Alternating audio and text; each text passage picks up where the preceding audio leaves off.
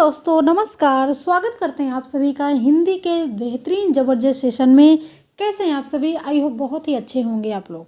तो साथियों, अगर आप रीड लेवल फर्स्ट या सेकंड की तैयारी कर रहे हैं तो ये वीडियो आपके लिए बहुत ही ज़्यादा रीट एग्जाम में हेल्प करेगी, क्योंकि ये क्वेश्चन यहाँ पर जितने भी क्वेश्चन लिए गए हैं ये आपके प्रीवियस क्वेश्चन पेपर हैं। तो चलिए क्लास को स्टार्ट करते हैं। आज का अपना पहला प्रश्न है कि भारतीय संविधान के किस अनुच्छेद में हिंदी को राजभाषा घोषित किया गया है। आप सभी को पता होगा कि हिंदी हमारी राष्ट्रभाषा है या फिर राजभाषा है। हिंदी हमारी क्या है भाई? राष्ट्रभाषा है या फिर राजभाषा है? क्या लॉक करेंगे आप? राष्ट्रभाषा, राजभाषा? तो याद रखिएगा, हिंदी हमारी राजभाषा है। ठीक है, अगर राजभाषा हमारी हिंदी है तो किस अनुच्छेद के तहत इसको राजभाषा घोषित किया गया है? तो अनुच्छेद 350, अनुच्छेद 345 या फिर अनुच्छेद 348, अनुच्छेद 343। ठीक है, तो अनुच्छेद 343 से 351 के तहत हिंदी हमारी राजभाषा है। डी ऑप्शन लॉक हो जाएगा। ठीक है, अनुच्छेद 343। क्लियर? भारतीय संविधान के अनुच्छेद 343 के तहत हिंदी को राजभाषा घोषित किया गया। डी ऑप्शन लॉक हो जाएगा। प्रश्न नंबर 2 देखिएगा। वर्तमान में हिंदी का प्रचलित रूप क्या है भाई? वर्तमान में हिंदी का प्रचलित रूप क्या है?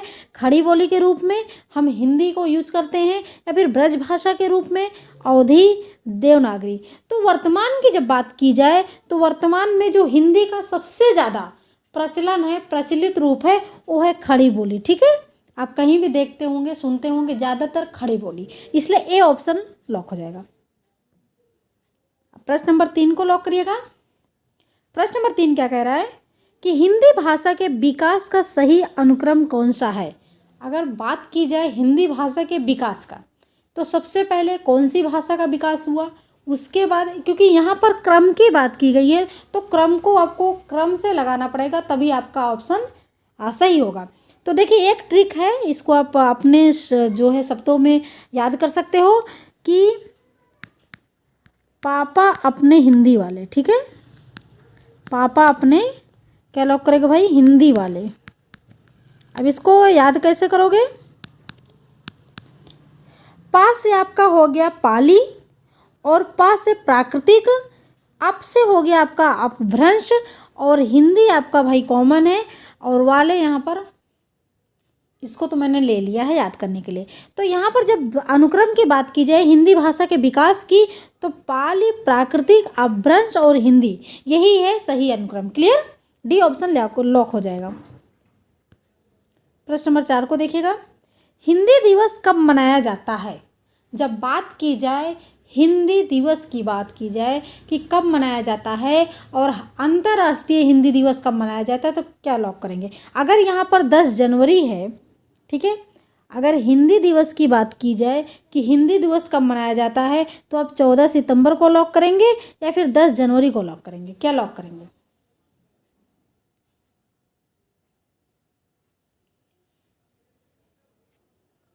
देखिए, अगर यहाँ पर बात की जाती कि अंतर्राष्ट्रीय हिंदी दिवस की, तब आपका लॉक होता 10 जनवरी। ठीक है, और बात की जा रही जबकि हिंदी दिवस कब मनाया जाता है तो 14 सितंबर को मनाया जाता है। ठीक है, ए ऑप्शन आपका लॉक हो जाएगा। प्रश्न नंबर 5, निम्न में से किसका उच्चारण स्वतंत्र रूप से किया जाता है? भैया ऐसा कौन सा ऑप्शन यहाँ लॉक होगा कि जिसका उच्चारण हम स्वतंत्र रूप से करते हैं? ठीक है, अगर आप स्वर की बात कीजिए तो स्वर आपके कितने होते हैं? 11 होते हैं। ठीक है, और स्वर में अगर आ को बोलना हुआ तो क्या इसको किसी की सहायता पड़ती है? बिल्कुल नहीं पड़ती है। ठीक है, अगर आ को बोलना हुआ तो किसी की सहायता नहीं पड़ती है, लेकिन इसी जगह अगर आपको का बोलना हुआ तो किसकी सहायता पड़ेगी? आ की ज़रूरत पड़ेगी यहाँ पर, क्योंकि का प्लस आ होगा तभी आपका क्लियर क्या निकल के आएगा? का। ठीक है, तो स्वर आपके स्वतंत्र होते हैं, इसको बोलने के लिए किसी की ज़रूरत नहीं पड़ती है, लेकिन व्यंजन को बोलने के लिए, व्यंजन को लिखने के लिए स्वरों की जरूरत पड़ती है। और बात की गई है कि निम्न में से किसका उच्चारण स्वतंत्र रूप से किया जाता है, तो स्वर, ए ऑप्शन लॉक हो जाएगा। क्लियर? प्रश्न नंबर 6, हिंदी वर्णमाला का समूह मूलतः कितने भागों में बांटा गया है? हिंदी वर्णमाला का समूह मूलतः कितने भागों में बांटा गया है? तो सिंपल सी बात है, 2 भागों में बांटा गया है। एक आपका होता है स्वर और दूसरा होता है व्यंजन। ठीक है, स्वर आपके 11 होते हैं और व्यंजन 33। क्लियर? 2 सी ऑप्शन लॉक हो जाएगा।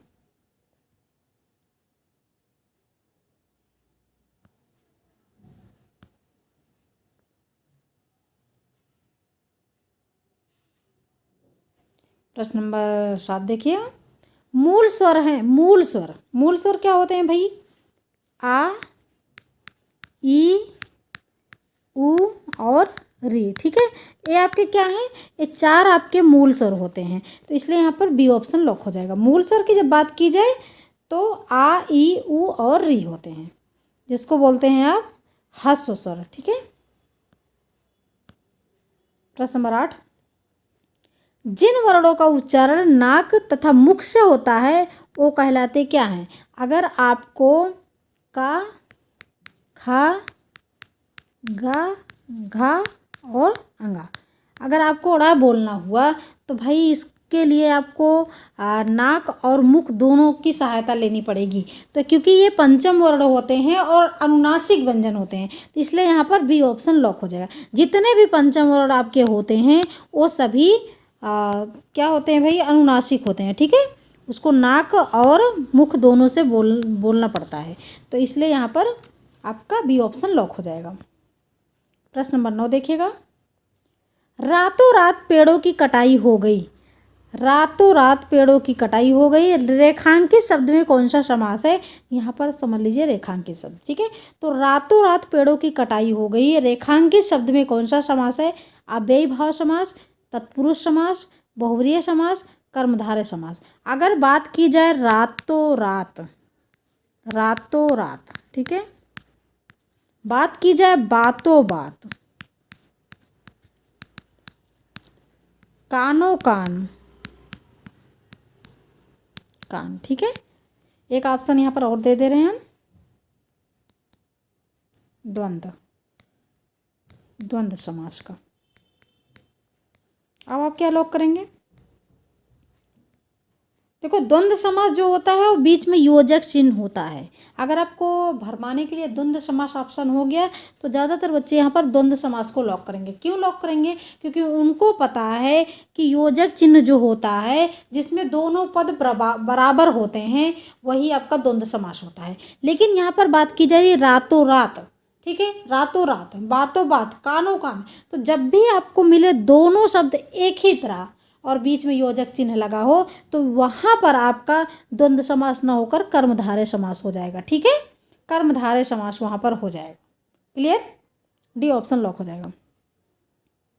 प्रश्न नंबर 10, वर्णों से निर्मित स्वतंत्र तथा सार्थक ध्वनि कहलाती है क्या भाई? वर्णों से निर्मित बात की जा रही है, 2 या 2 से वर्णों के मेल से जो बनते हैं उनको शब्द कहते हैं, और जब वर्णों से निर्मित स्वतंत्र तथा सार्थक ध्वनि की जब बात की जाए तो आपका शब्द हो जाएगा बी ऑप्शन लॉक हो जाएगा। तो साथियों, आपको क्लास कैसी लग रही है? अगर अच्छी लग रही है तो लाइक करिएगा और शेयर करिएगा अपने दोस्तों में, अपने फैमिली में जो लोग रीट की तैयारी कर रहे हैं। क्योंकि अगर आप सीटेट की तैयारी करते हैं तो उसमें आपको पेडागोजी के प्रश्न होते हैं जिसमें से आपको 15 नंबर मिल जाता है। लेकिन रीट में क्या होता है कि यहाँ पर क्वेश्चन आपको कॉन्सेप्ट लेवल के मिलेंगे, तो जिसमें आपको 15 नंबर कहीं से मिलने के चांस नहीं होते हैं। इसके लिए आपको व्याकरण वगैरह पढ़ना पड़ेगा। ठीक है, तो यहाँ पर बी ऑप्शन लॉक हो जाएगा। प्रश्न नंबर 11 देखिएगा, पेड़ से पत्ते गिरते हैं, रेखांकित शब्द में कारक की विभक्ति पहचानिए। भाई कौन सी कारक की विभक्ति यहाँ पर यूज हुई है? पेड़ से पत्ते गिरते हैं। ठीक है,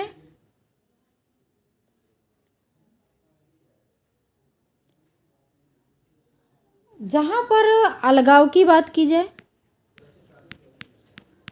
ठीक है, देखिए यहाँ पर से विभक्ति यूज हुई है, से विभक्ति का प्रयोग हुआ है, लेकिन से विभक्ति का प्रयोग जो है 2 कारक चिन्ह में होता है। एक तो करण में होता है और दूसरा अपादान में होता है। तो क्या लॉक होगा यहाँ पर, अपादान लॉक होगा या फिर करण। तो करण कारक में जब साधन के रूप में कार्य करता है तब वहाँ पर होता है करण कारक, लेकिन जब अलगाव की बात की जाती है तब होता है अपादान। तो देखिए पेड़ से पत्ते गिरते हैं, पेड़ से भाई पत्ते गिर रहे हैं तो इसका मतलब पेड़ से अलग हो रहे हैं। तो जब अलगाव की बात की जाए तब आपका अपादान कारक हो जाएगा, इसलिए कौन सा ऑप्शन लॉक होगा, बी ऑप्शन यहाँ पर लॉक हो जाएगा। ठीक है। साधन का मतलब जैसे चाकू से फल काटा गया, तो चाकू से फल काटा गया तो भाई फल के लिए चाकू जो है साधन का काम किया ना। प्रश्न नंबर 12, संज्ञा के स्थान पर प्रयुक्त होने वाले शब्द को क्या कहते हैं। भाई संज्ञा के स्थान पर राम अच्छा लड़का है, ये आपका क्या हो गया भाई, संज्ञा हो गया। लेकिन वह ईमानदार है, तो वह भाई संज्ञा के स्थान पर जब राम के स्थान पर वह प्रयोग हो गया तो क्या हो गया आपका, वह हो गया, ए हो गया, ये क्या हो गया आपका सर्वनाम हो गया, इसलिए ए ऑप्शन लॉक हो जाएगा। आगे देखिएगा प्रश्न नंबर 13 को, कवित्री शब्द का पुल्लिंग रूप है। कवित्री शब्द का पुल्लिंग रूप क्या है, इसको आप अपने शब्दों में, आ रही है तो इसका मतलब वो स्त्रीलिंग है, आ रहा है तो इसका मतलब पुल्लिंग है। ठीक है। तो कवित्री शब्द का पुल्लिंग क्या होता है भाई, कवित्री मतलब सिंपल सी बात है, उसका पुल्लिंग कवि होगा, कवि का स्त्रीलिंग कवित्री होगा, तो इसलिए बी ऑप्शन लॉक हो जाएगा। क्या हो गया भाई,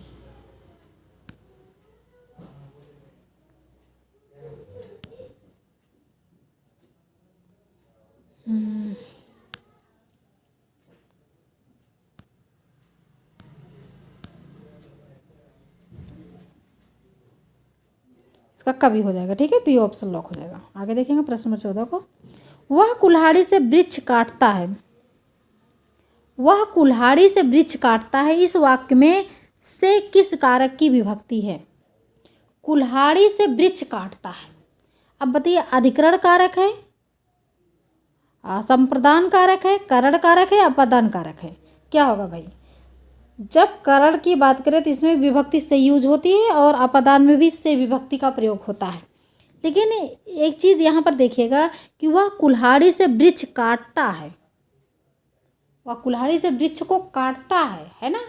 तो इसका मतलब कि वह कुल्हाड़ी जो है साधन के रूप में काम कर रही है वृक्ष के लिए, तो इसलिए यहाँ पर सी ऑप्शन लॉक हो जाएगा, करण कारक। क्लियर है।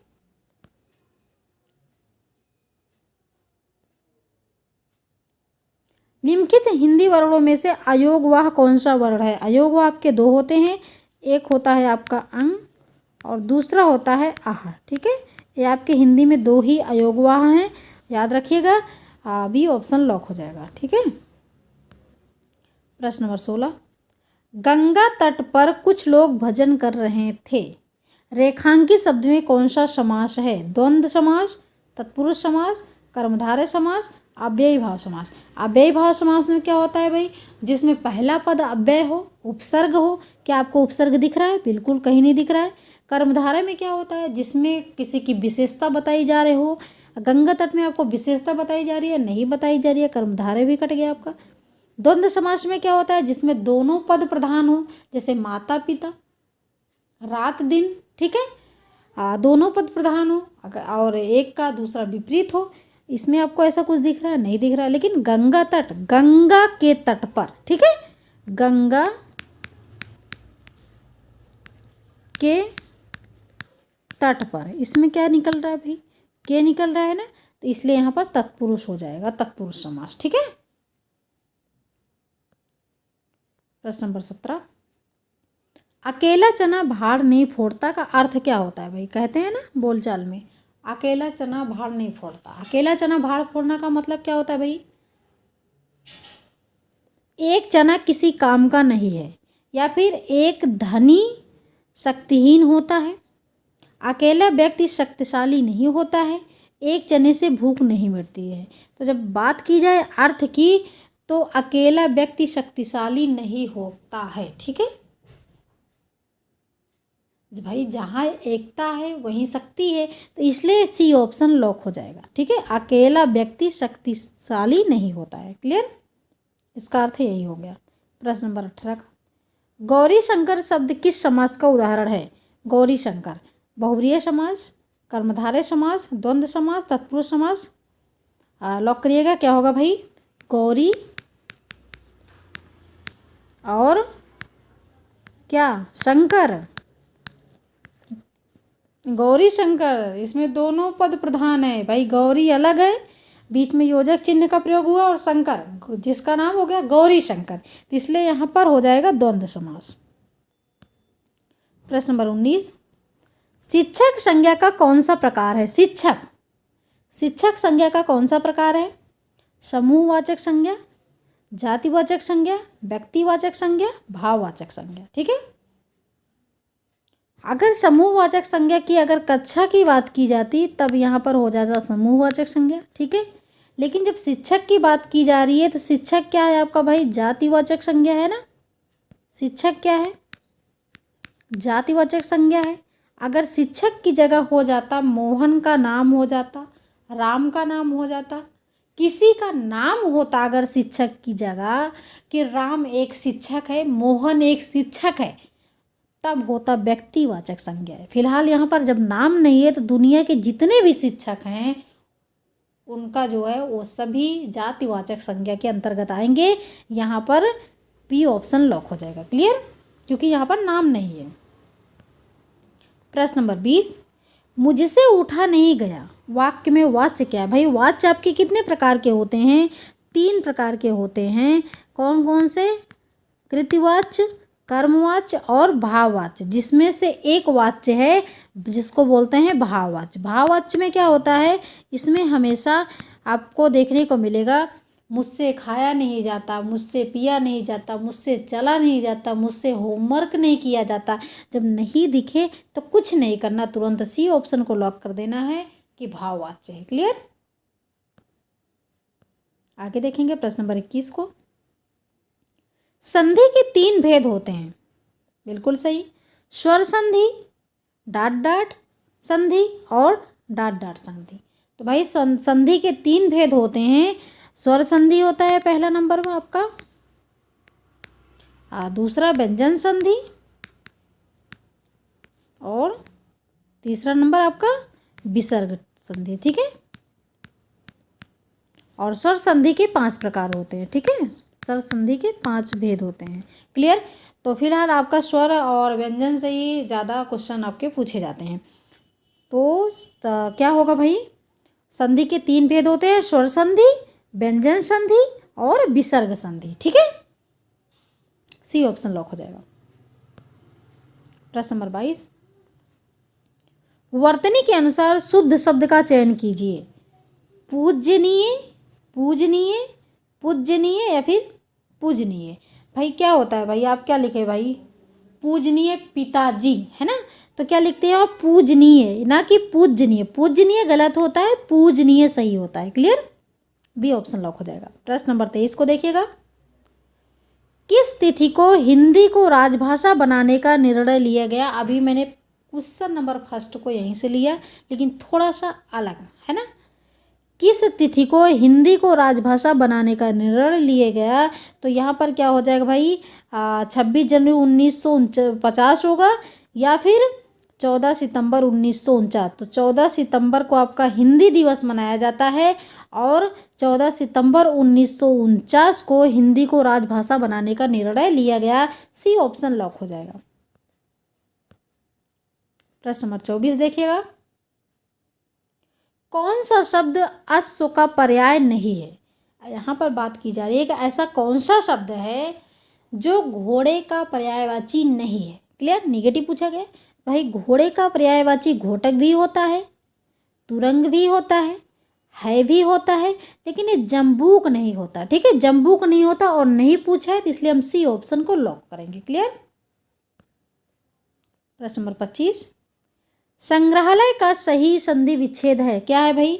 संग्रहालय में आप देखिएगा ऊपर जो है थोड़ी सी बिंदी है, इसको हम सम से जो है संधि विच्छेद करेंगे, तो सम धन ग्रह धन आलय हो जाएगा आपका संग्रहालय। इस जहाँ भी आपको ऊपर बिंदी दिखे उसको आप सत नहीं सम, हमेशा आप सम को लॉक करिएगा। इसलिए आपका ए ऑप्शन लॉक हो जाएगा। ठीक है।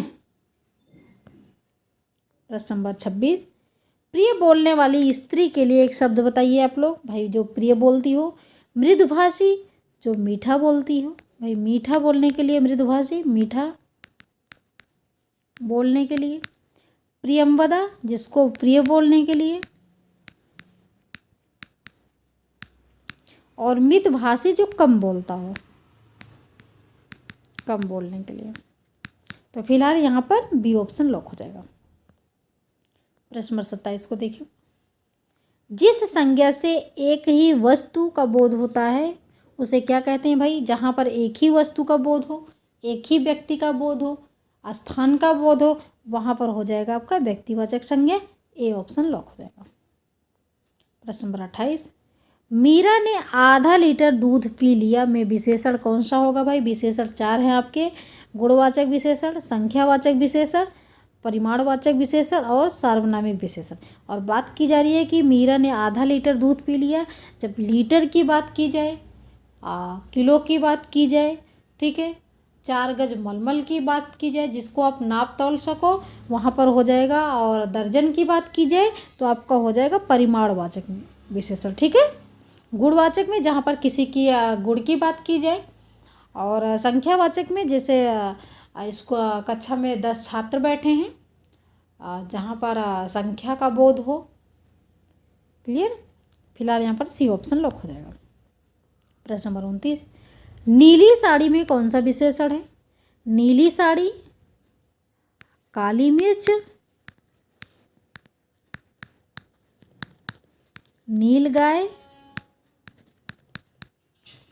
भाई मिर्च कैसी है, काली है। मिर्च की विशेषता है कि काली है। गाय कैसी है, नीली है। गाय की विशेषता है कि नीली है। ठीक है। तो इसलिए जहाँ पर साड़ी कैसी है भाई, नीली है, तो साड़ी की विशेषता है कि नीली है। जहाँ पर विशेषता की बात की जाए, किसी के गुण की बात कीजिए, वहाँ पर हो जाएगा आपका क्या हो जाएगा, गुणवाचक विशेषण। सी ऑप्शन लॉक हो जाएगा। भाई गुण की ही तो बात कीजिए, साड़ी का कलर नीला है और नीला वही तो गुण है उसका भाई साड़ी का। सी ऑप्शन लॉक हो जाएगा। प्रश्न नंबर 30, अव्ययी भाव समास में पद प्रधान होता है। कौन सा पद प्रधान होता है। अंतिम पद प्रधान होता है, प्रथम पद प्रधान होता है, अन्य पद प्रधान होता है, या फिर दोनों पद। जब दोनों पद की बात की जाए तो द्वंद्व समास हो जाएगा, और अन्य पद प्रधान की बात की जाए तो बहुव्रीहि समास हो जाएगा, बहुव्रीहि समास। प्रथम पद की बात की जाए तो अव्ययी भाव समास हो जाएगा, और अंतिम पद की बात की जाए जिसमें दूसरा पद प्रधान हो तो आपका हो जाएगा तत्पुरुष समास। ठीक है।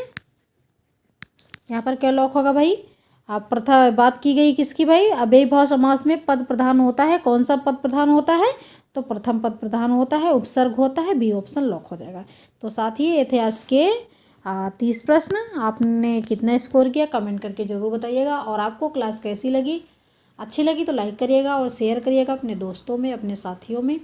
जो लोग रीट लेवल की तैयारी कर रहे हैं, वो चाहे लेवल 1 हो या फिर लेवल 2 हो, और अपना स्कोर जरूर बताइएगा कि इन 30 में आपने कितना स्कोर किया। Thanks for watching video. This is Sadhana Tyagi expert classes.